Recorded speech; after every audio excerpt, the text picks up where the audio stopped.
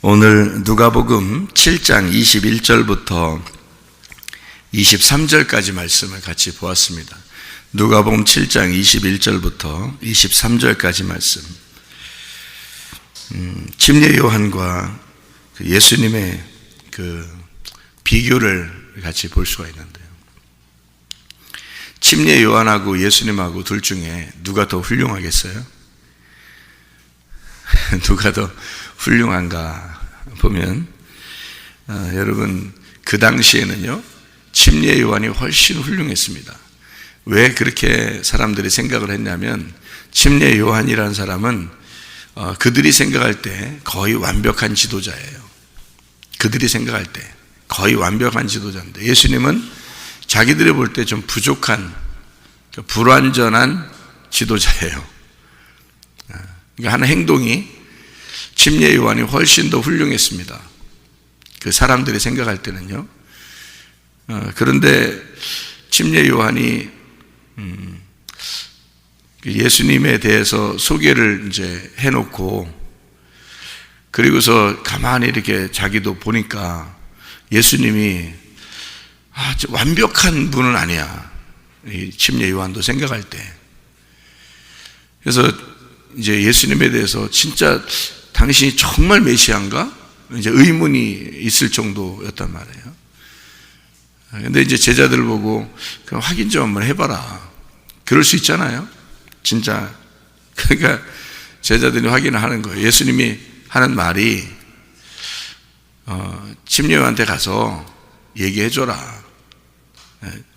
이런 걸 지금 하고 있다. 얘기해줘라. 라고 해서 이런 오늘 본문의 말씀을 얘기한 거예요. 소경이 보고, 못 걷는 사람이 걷고, 나병 환자가 깨끗함 받고, 귀 먹은 사람이 듣고, 죽은 자 살아나고, 가난한 사람에게 복음이 전파된다. 이게 그 사람들에게 이게 이렇게 하면은 내가 메시아다라고 하는 것을 사람들에게 소개해주고, 침례 요한한테 가서도 얘기해줘라.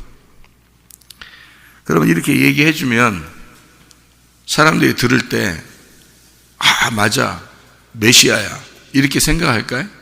사람들이? 그렇지 않아요. 이렇게 얘기한다고 해서 막 우러러보고 메시아라고 생각하고 그러지 않습니다. 왜 그러냐면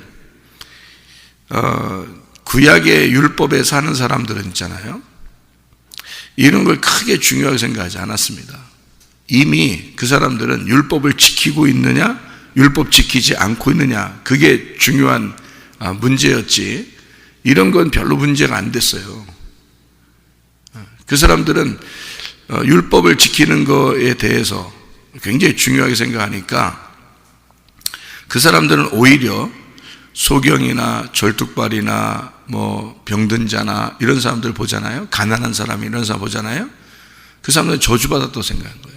율법으로 보면은 이미 저주를 받았기 때문에 하나님이 그들을 저주했는데 사람이 그들과 상대한다? 그거는 별로 중요한 게 아니란 말이에요. 하나님의 입장에서 볼 때 그렇다라고 사람들은 생각을 하고 있었던 때예요.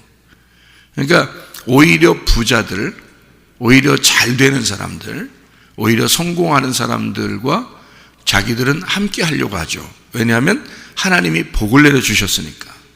그 사람들은 하나님이 복을 내려주신 사람들이니까 우리는 하나님 복 받은 사람들하고 같이 있어야 된다라고 생각을 하던 그런 때니까, 그렇게 복을 받았다는 말은 율법을 잘 지켰다라고 생각하는 거거든요.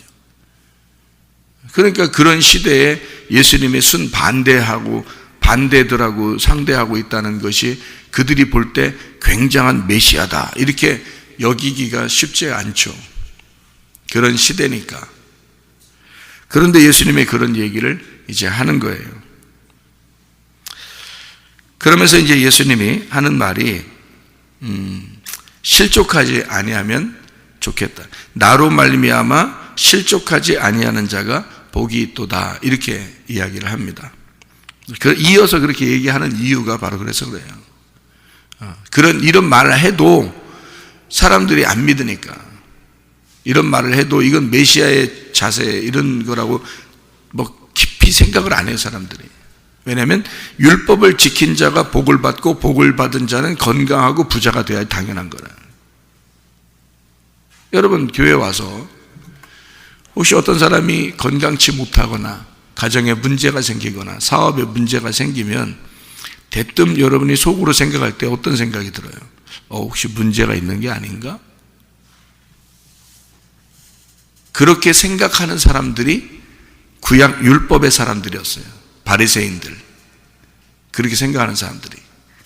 그러니까 소경, 절뚝발이, 뭐 병든 자, 못 보는 자, 귀 먹은 자, 그런 사람들하고 상대했다? 저 뭐야? 이렇게 되는 거죠. 율법적으로 보면은 율법을 지켜야 복을 받고 복을 받은 사람은 잘 돼야 되는 거예요. 율법적으로 보면. 그렇잖아요?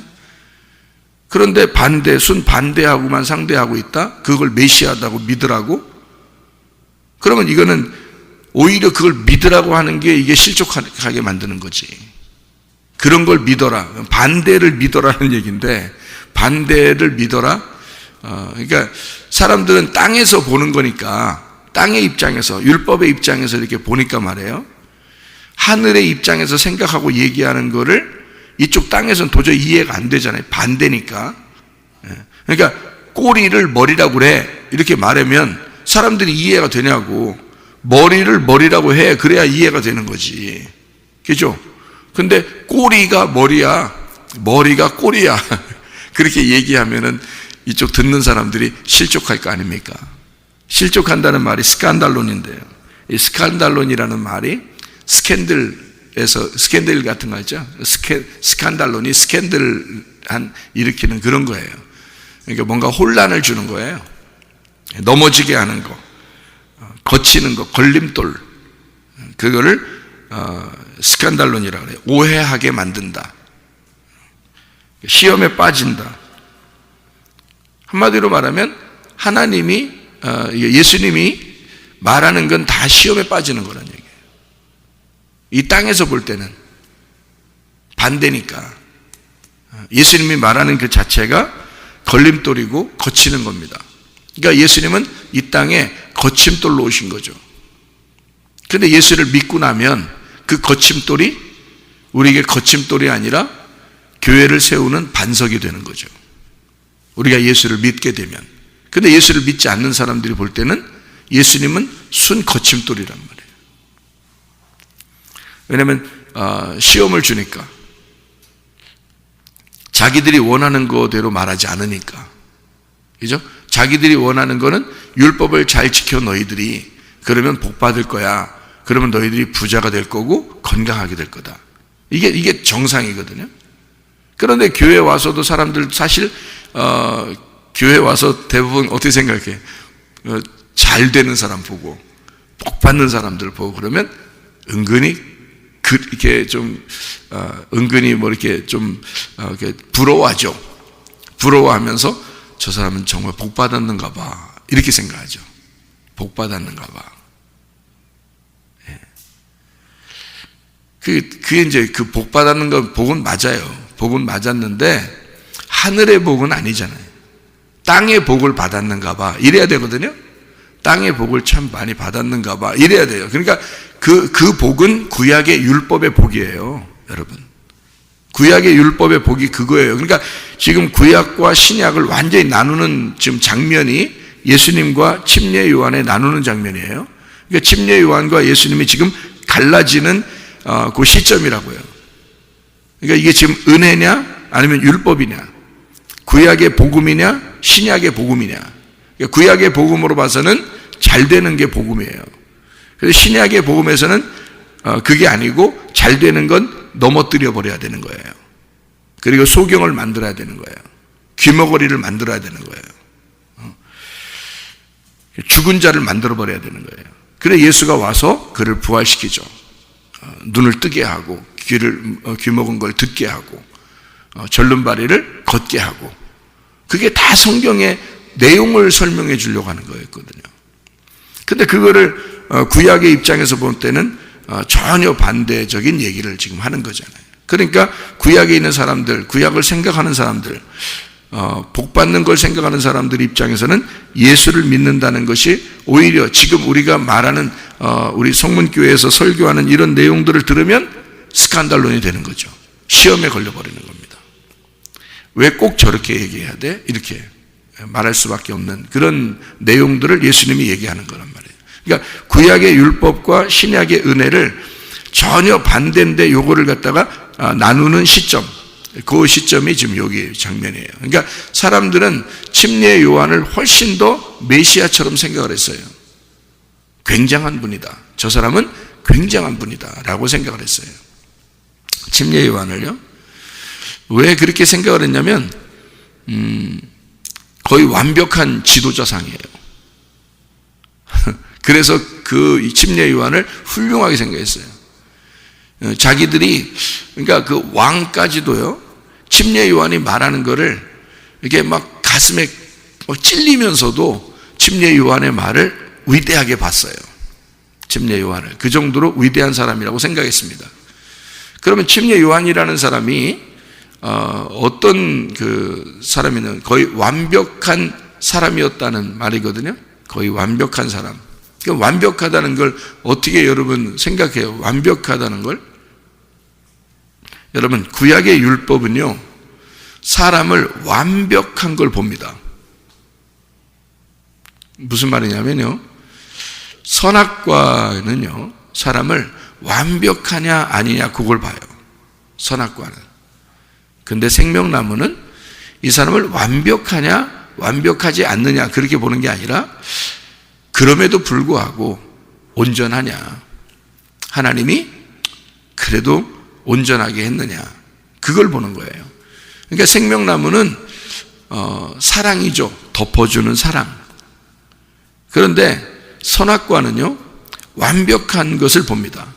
네가 완전한 선에 있느냐 완전한 선에 있느냐 아니면 그 반대는 완전한 악이다 이렇게 보는 거죠. 선과 악을 정확하게 구분합니다. 그러니까 사람들이 생각할 때 침례 요한은 생각해 봐요. 침례 요한은 나시린이에요. 나시린. 태어날 때부터 나시린이었어요. 구약의 나시린은 어떻게 하나요? 포도주 안 먹습니다. 특징이 포도주 안 먹고 거룩하게 삽니다. 완전히 구별돼서 사람들보다 완전히 구별된 거룩한 삶을 살아야 돼요. 그 완벽한 거룩한 삶을 완전히 재현하고 이루어서 사는 사람이 침례 요한이에요. 그 전에 나시린들보다도 가장 완벽한 나시린의 삶을 사는 사람이 침례 요한이에요. 그 당시에. 그런데 예수님은 그 침례 요한과 전혀 다른 삶을 사는 거예요. 반대적인 삶을 살아요. 와서 포도주 마시죠. 즐기죠. 세리들하고 창녀들하고 같이 있죠. 죄인들하고 같이 있죠. 자기들이 생각할 때는 저건 저주를 받아서 하나님의 복을 받지 못하고 율법을 지키지 않아서 율법에 의하여 넘어진 자들, 죄인들, 세리들, 창녀들, 이런 사람들하고 같이 있는 거예요. 이해가 안 되죠. 율법적인 그 사람들의 입장에서 볼 때는 선악의 눈으로 딱 보면은 완전함에 이르는 침례 요한은 완전한 거고요. 나시린이니까. 저 사람은 나시린으로서의 삶을 완벽하게 산 사람이란 말이에요. 침례 요한은. 그러니까 그 나시린이 오히려 메시아가 되죠. 자기들의 입장에서는. 근데 예수님은 그런 삶이 아니에요. 완전 반대적인 삶을 삽니다. 그러니까 오히려 사람들은 침례 요한 보고 메시아냐고 물어봤어요. 요한복음 1장을 보면 여러분 잘 아시죠. 요한복음 1장에 사람들은 당신이 메시아입니까? 라고 그리스도입니까? 라고 사람들이 물어봤어요. 침례 요한한테. 근데 침례 요한이 뭐라 그래요? 나는 메시아가 아니야. 나는 그리스도가 아니야.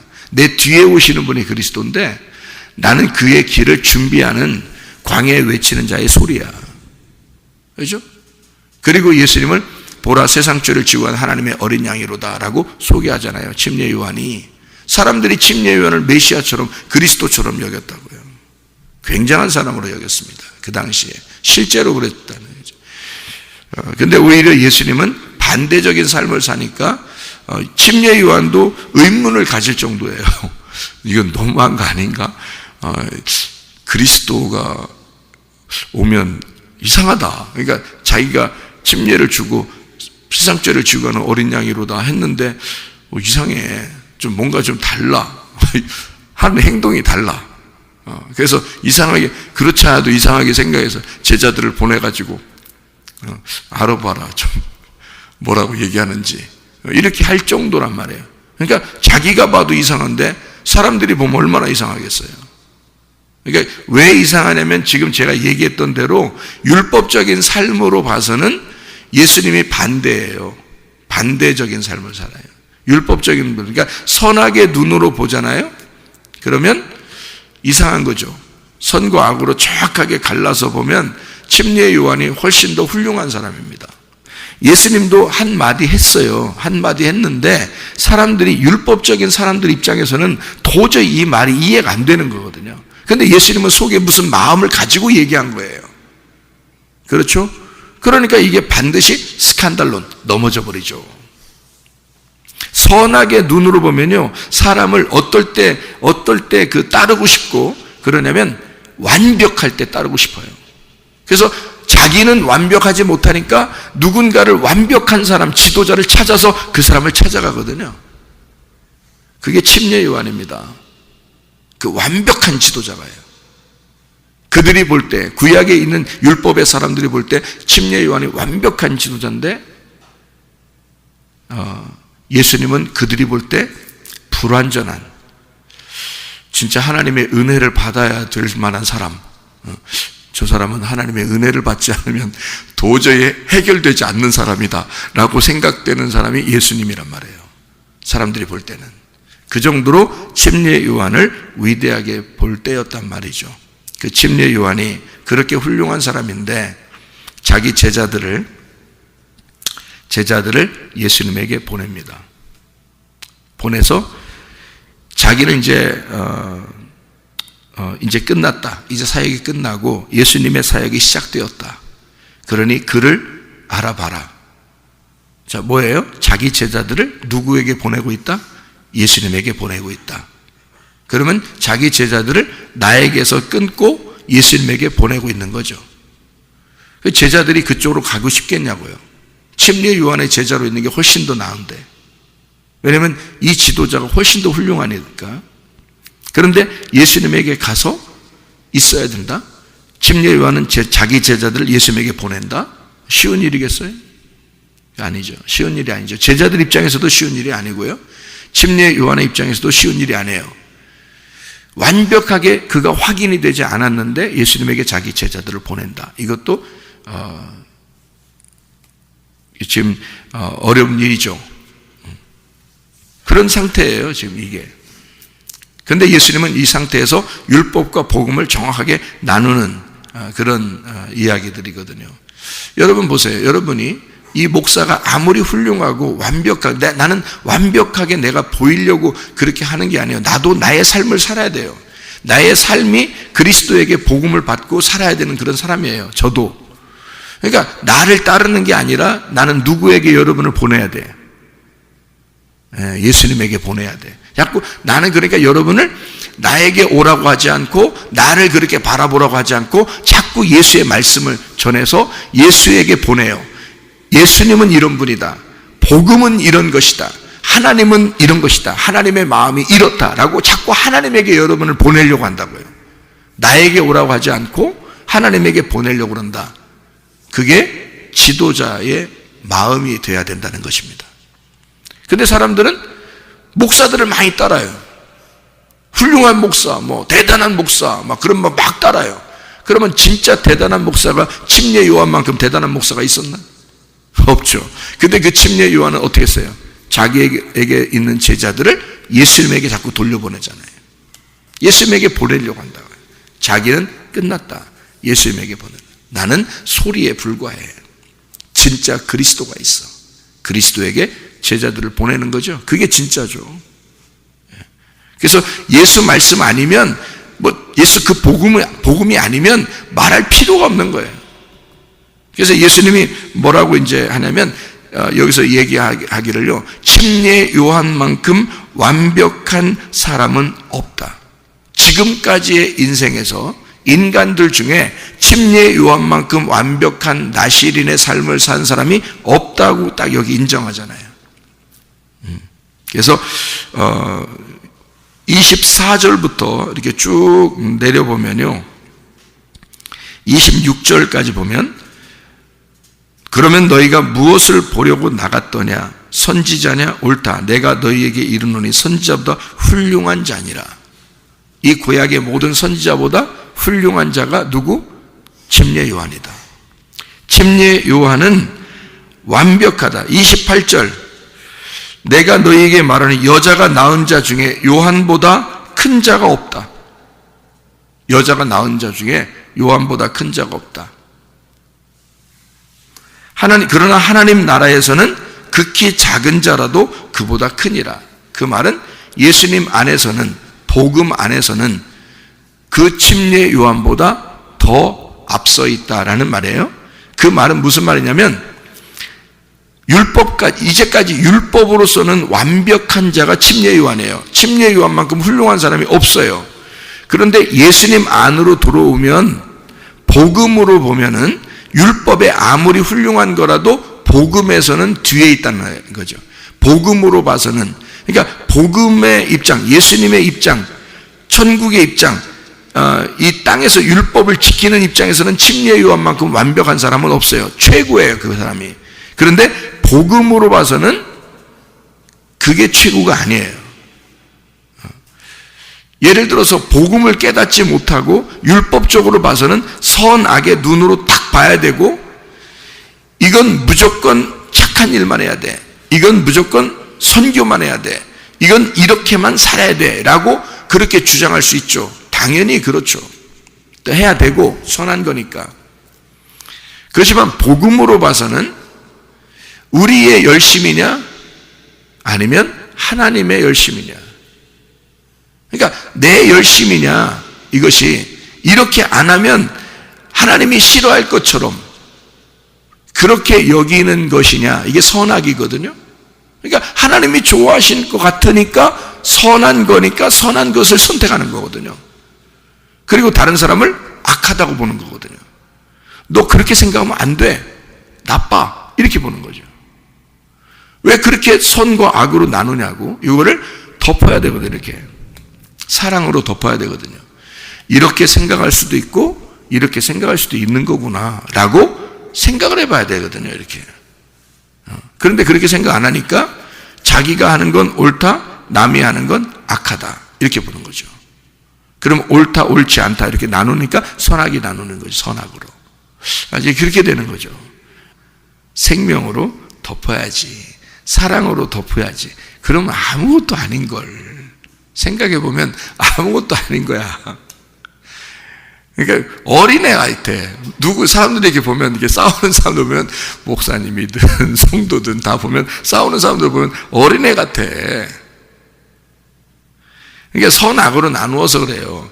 그 선악으로 나누면 침례 요한만큼 훌륭한 사람이 없죠. 근데 복음으로 보면 그 율법에 있는 건 침례 요한이 가장 최고인데 그것도 복음으로 보면 가장 약한 것이다, 이렇게 볼 수가 있는 거죠. 우리는 율법으로 사는 사람들이 아니에요. 우리는 그러니까 예수님 복음 안에서 사는 사람들인데, 복음 안에서 또다시 율법적인 그런 잣대를 가지고 사는 사람들이 참 많아요. 제가 이렇게 사람들 보면 복음으로 살으셔야 돼. 내가 소경이고 내가 귀머거리야, 내가 질병 있는 자이고 내가 나병 환자고 내가 죽은 자예요. 그런 자와 함께 하시는 주님이에요. 그런 자와 함께 하시는 주님. 다시 말하면 내가 죄인입니다. 그런 사람이 누구를 평가하겠어? 생각해 보세요. 그렇게 생각을 가진 사람이 누구를 평가하고 살겠어? 그게 복음이에요. 그런 죄인인 나와 함께 하시기 위해서 오신 분이 예수다. 그게 복음이잖아요, 우리한테. 그러니까 내가 죄인이 할 수 있는 게 없어. 하나님에게 뭘 열심히 한다고, 뭘 얼마나 열심히 해. 하나님이 나를 위해서 열심히 해야지. 나 같은 죄인을 위해서 하나님이 열심히 하셔야지. 그래서 하나님이 한없이 사랑을 주셨고 그 한없이 주신 사랑 때문에 다른 사람에게 그 하나님의 사랑을 나누어 주는 거죠. 전달해 주는 것뿐이에요. 우리가 잘나서도 아니고 우리가 뭔가 능력 있고 힘 있어서도 아니에요. 그냥 사랑을 받은 만큼 사랑하는 거예요. 그래서 아이들 그러죠. 한없이 부모가 사랑하면 그 아이들이 사랑을 배워. 그래서 또 사랑할 수가 있어요. 근데 부모가 계속 선하게 잣대로 놓고 이 아이를 평가한 아이는 이 아이가 자라나서 자기도 다른 사람을 그렇게 평가하며 살아요.